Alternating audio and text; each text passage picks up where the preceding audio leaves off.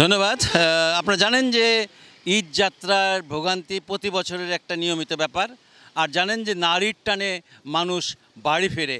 এই দুই ঈদে দেখা যায় যে প্রচুর মানুষ বাড়ি ফেরে। কেউ আপনার বাসে আসে, কেউ ট্রাকে আসে, বিভিন্নভাবে আসে।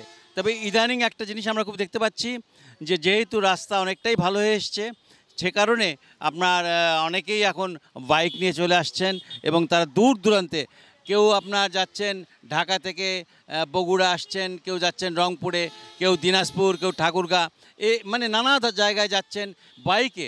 কোনো রকম রিস্ক নিচ্ছেন না যে জীবনের যে একটা বিশাল ভয়, এটা তারা মনে করছেন না, কারণ ঈদ যাত্রায় তাদেরকে পৌঁছতেই হবে বাড়িতে। আমরা একজনের সাথে কথা বলবো যিনি ঈদ যাত্রায় বাইক নিয়ে রওনা হয়েছেন, যাচ্ছেন সম্ভবত দিনাজপুর। আমি তার সাথে একটু কথা বলবো যে এত কষ্ট করে এইভাবে যাচ্ছেন, আপনাদের কি কোনো ভয় লাগছে না? আপনারা কেন এভাবে যাচ্ছেন? না, আসলে ঈদের সময় তো দেখা যায় বাসের আসলে টিকিট খুব পাওয়া যায় না, আমরা সবসময় ভোগান্তিতে থাকি। দেখা যায় যে বাস থাকলে হয়তো বা অনেক জ্যাম থাকে, তো সেই জন্য যেহেতু আমরা এখন বাইকে যাওয়াটাই বেশি প্রিফার করি, কারণ বাইকে আমরা ইজিলি মুভ করতে পারি, আমাদের টিকিটের কোনো ভোগান্তি নাই, আমরা যে কোনো সময় আমাদের মতো করে চলে আসতে পারি এই। আর তাছাড়া এখন তো রংপুরের হচ্ছে ঢাকা টু রংপুর যেটা 4 লেন, মোটামুটি 70% 80% কাজ শেষ হয়ে গেছে। তো দেখা যায় এখানে আসলে বাইক চালায় গেলে আসলে আমাদেরও কোনো আসলে রিস্ক থাকে না, আমরা খুব ইজিলি আমরা যাইতে পারি।